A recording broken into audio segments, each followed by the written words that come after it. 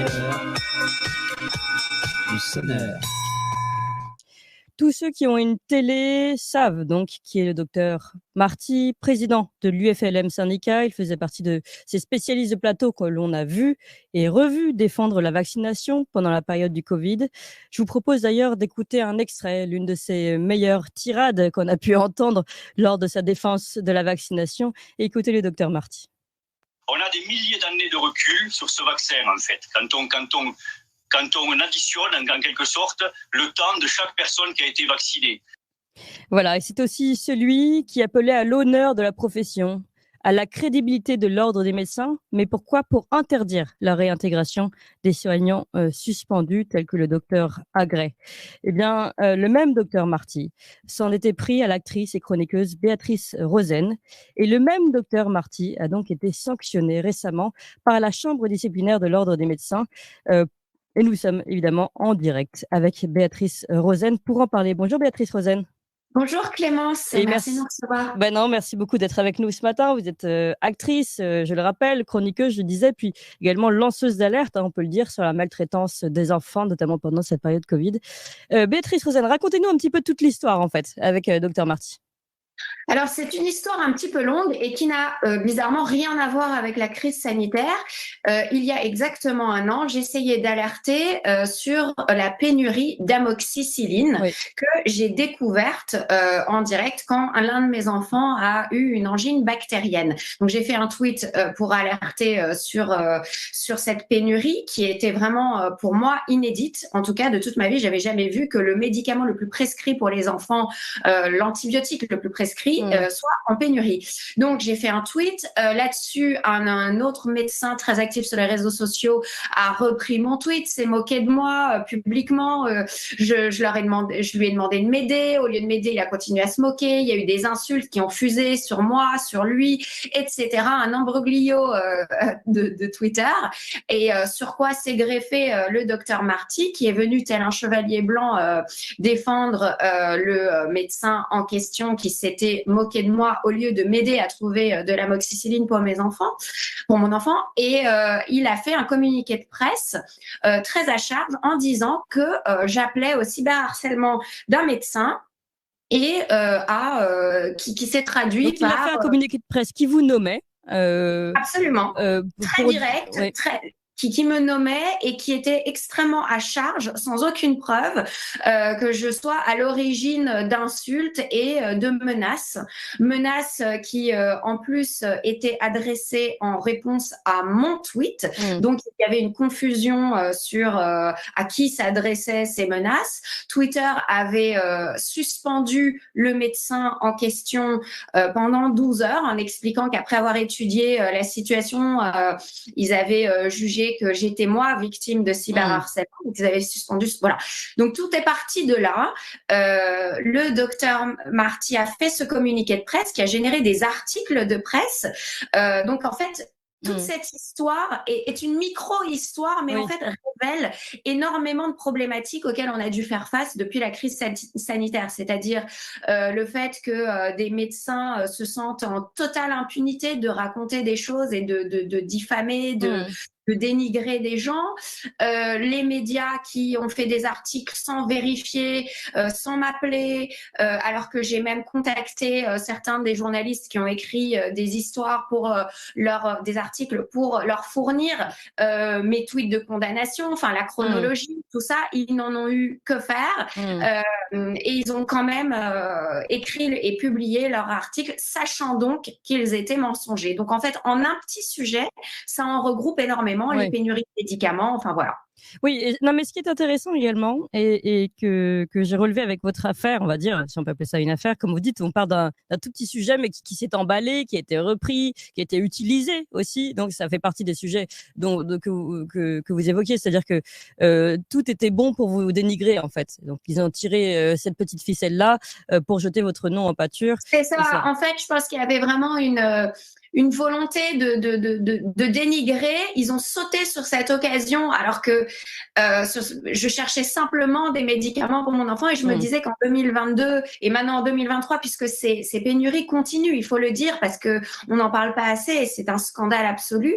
Je trouvais extrêmement choquant que le grand public ne sache pas qu'il y avait une pénurie d'amoxicilline. Et ils ont trouvé ce sujet pour m'attaquer. Je pense qu'il y avait une espèce de haine du fait que je sois dans l'émission de Cyril Hanouna. Alors on aime l'émission ou on l'aime pas, mais c'est pas une raison de faire du cyberharcèlement et de dénigrer, surtout sur des sujets de santé publique comme ceux-là. C'est extrêmement grave et je pense que ça a pour conséquence de vraiment briser le lien de confiance entre les citoyens, dont moi je suis une citoyenne, une mère et certains médecins qui ne se contrôlent pas dans l'espace public en fait.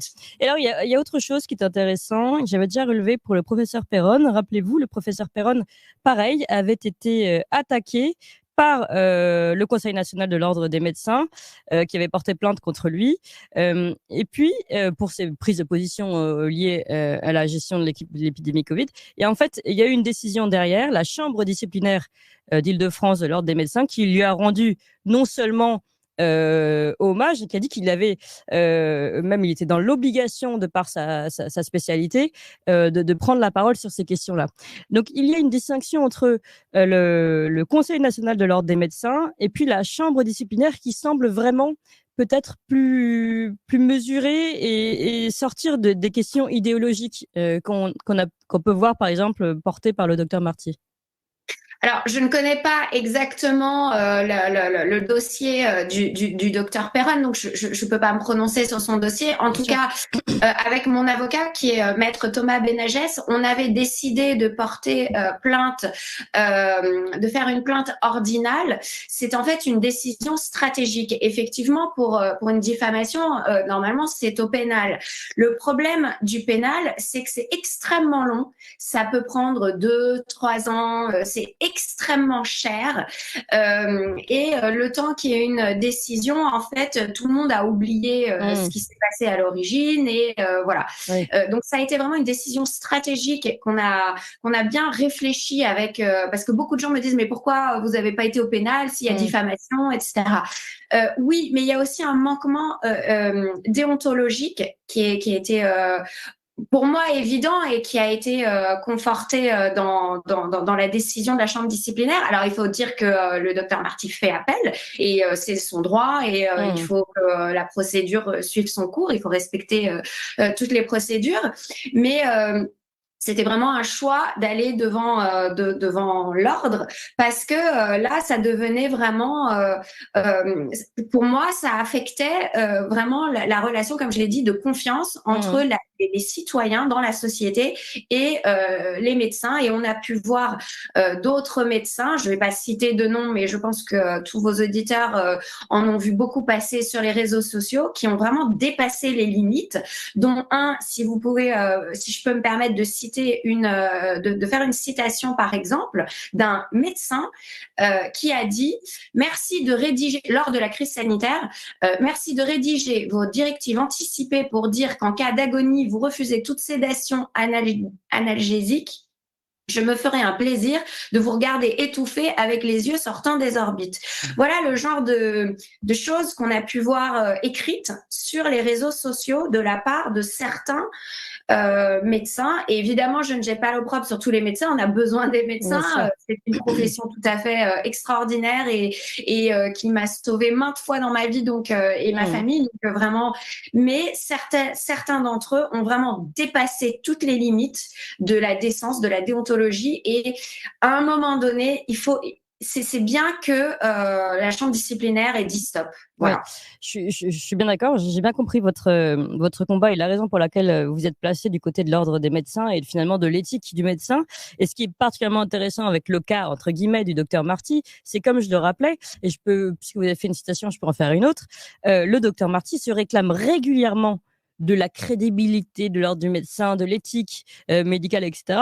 Et pour réaliser des choses qui me semblent tout à fait anti-éthiques. Je vous donne l'exemple, je vous l'ai cité tout à l'heure, mais je vous le cite, je vous le donne plus précisément. Le fait qu'il refusait la réintégration des soignants suspendus, notamment ce fameux Denis Agrey, donc le docteur Denis Agrey. Voilà le tweet du docteur Marty. Il dit: il est hors de question que nous laissions salir notre profession.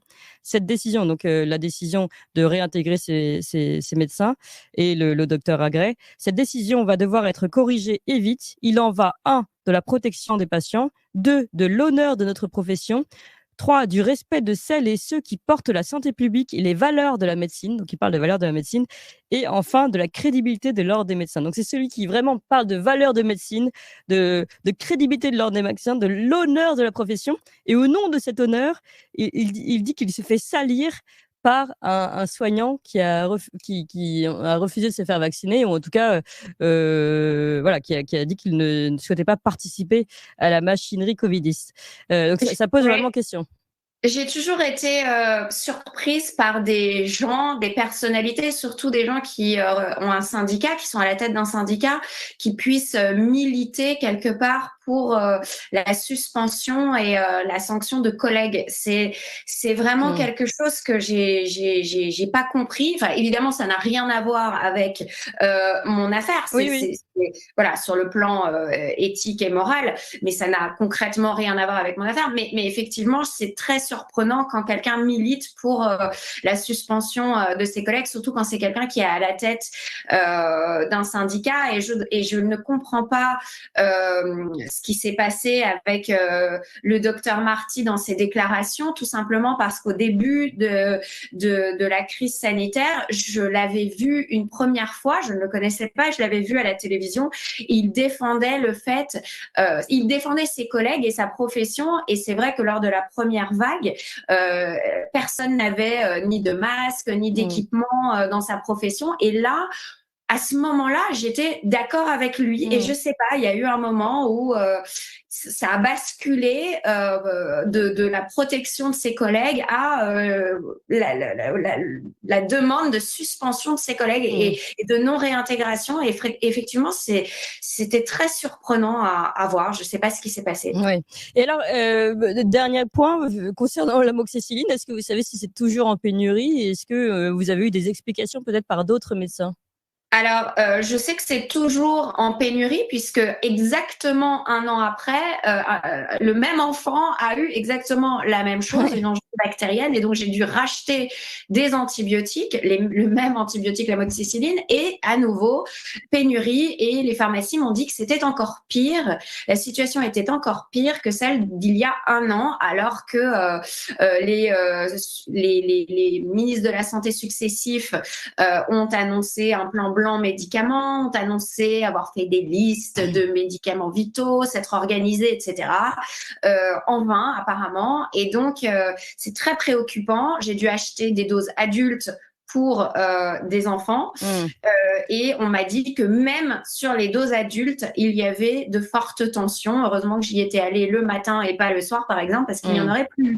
Donc voilà, c'est extrêmement préoccupant, et je pense que il y a un vrai silence autour de ça dans les médias. On parle de tout. Parfois, on parle de sujets totalement anodins dont personne n'a rien à faire. Et ça, c'est vraiment capital, et il faudrait vraiment le marteler, en fait. Vous avez raison. Et c'est pour ça qu'on vous donne la parole aujourd'hui, Béatrice Rosen. Merci beaucoup, en tout cas, d'avoir été avec nous. Je rappelle que vous êtes actrice, lanceuse d'alerte sur la maltraitance des enfants, et que donc vous avez fait sanctionner le docteur Marty pour ses propos dénigrants à votre égard. Merci encore, Béatrice Rosen. Et merci à vous tous. Continuez de nous soutenir, continuez de mettre vos pouces,